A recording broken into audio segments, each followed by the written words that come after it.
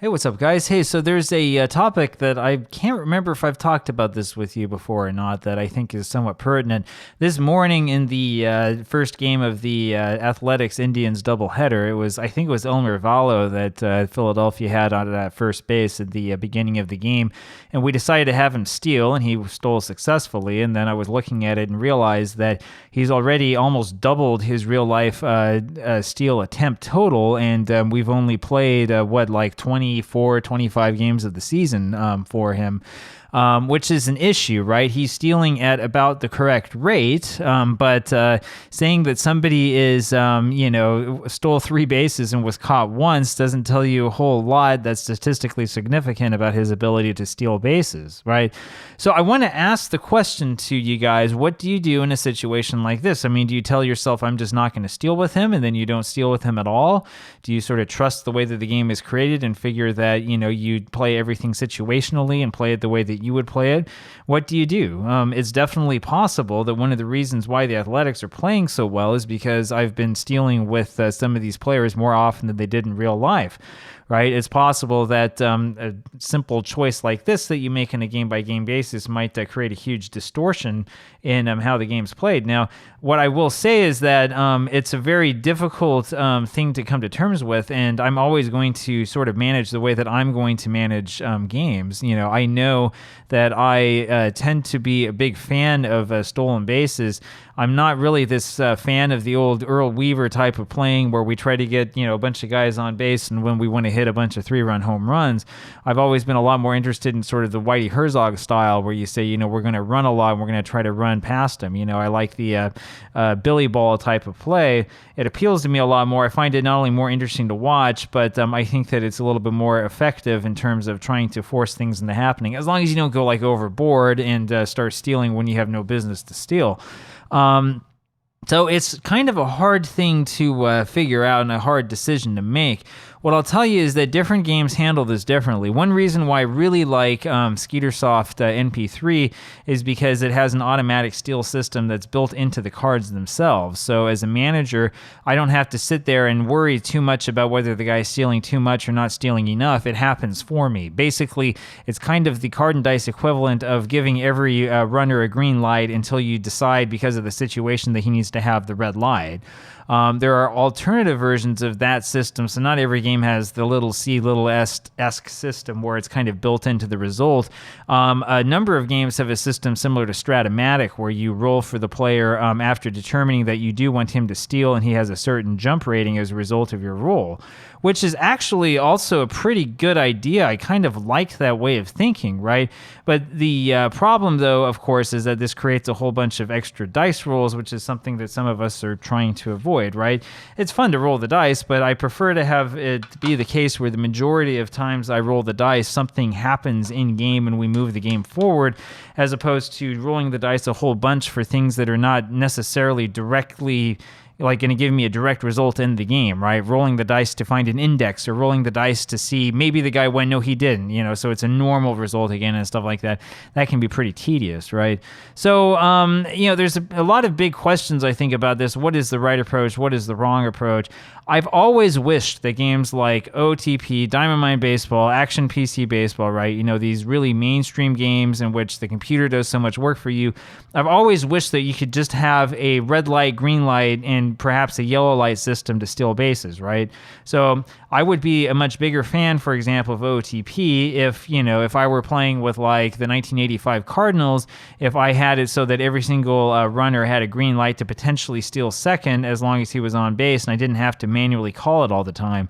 Manually calling it is fun, and it's nice to try to guess what count is the best count to run on, but if you spend a lot of time with the deeper statistics, you'll notice that it's not always that predictable. Guys actually will try to steal on just about every type of count that's out there to one extent or another, and that little, cat and mouse type game can create its own distortions as well, especially if the computer manager happens to be the cat, and you have a feel after a while for how frequently he throws over to first base and how you can tell if he's going to try to throw over or not, or if, for example, he calls for a pitch out on the first pitch and you're not going, and then he's not going to call for a pitch out on the second pitch, because the computer won't do that. That wouldn't be optimal, right? Just like little things like that. It would be a little bit nicer if you had a way to have an automatic steal system turned on with the option of putting on a red light and saying, I don't want you to steal in this situation, or the option even to say to a certain player, look, you really are not a good base stealer. We don't want you to steal so much, right?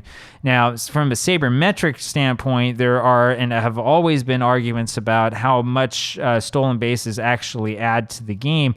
One of the problems that we have historically is one that I just alluded to, which is that a lot of players seem to have good stolen base percentages, but when you dig into this, you realize that their stolen base attempt numbers are actually pretty low.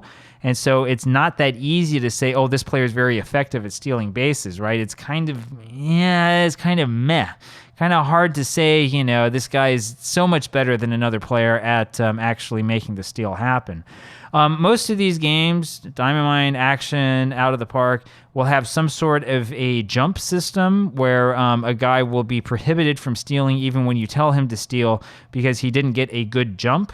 Right? That's designed to sort of avoid the situation that I just had in the Diamond Mine baseball game this morning. It's designed to make it so that you can't oversteal with players, or that it's really difficult to oversteal with players, but I've never seen a game actually effectively implement this, right?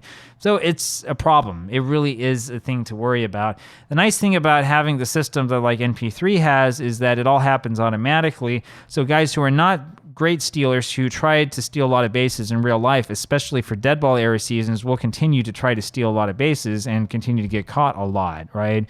Now, it would be nice if you wanted to turn that off. And I mean, in NPIII, technically you can do that if you want to not manage realistically, but if you want to be kind of micromanaging the whole thing, you can prevent guys from stealing, get the stolen base totals down, but also get those little C's down and see if that doesn't help your offense. It probably would. But I mean, is that really realistic or not? Is that really the dead ball era or not? It's kind of hard to say. Having said that, I do prefer the NPIII system overall because, like I said, it's just like having the green light on. The guy will go steal on his own. I don't have to worry about it so much, There's no pitch count systems. I don't have to sit there and worry about this and try to guess and stuff like that. It just sort of happens, and it might not be as dramatic, but in terms of overall statistics and overall accuracy, it feels right. It feels much better. Anyway, those are my thoughts on that. I don't know if you guys have any other thoughts as well. Stolen bases are one of the two really finicky games things in baseball simulators that make it really hard to play with, right? The other one is sacrifice bunts, and I think maybe we'll talk about that tomorrow. Sacrifice bunts are also really, really, really difficult to get right, and I don't know of any game that gets it right or makes it any easier, right? Those are the two things that especially make it difficult to recreate dead ball era baseball. And the reason why is because in both circumstances, your natural instinct, because you're used to today's baseball, especially if you're used to the modern game of baseball where nobody bunts and where they had to make the bases bigger so players would steal again and have to, make it almost cheap for them. The problem that you have with the modern baseball game is that a lot of this obvious bunting or stealing strategy is gone. And so if you're used to that sort of game, you try to play one of these really, really old seasons, you're not used to playing the way that they played before. Your stats are going to get skewed, and maybe skewed so much that you don't think the project's fun anymore. Anyway, we'll talk more about that a little bit tomorrow. Talk to you then. Bye.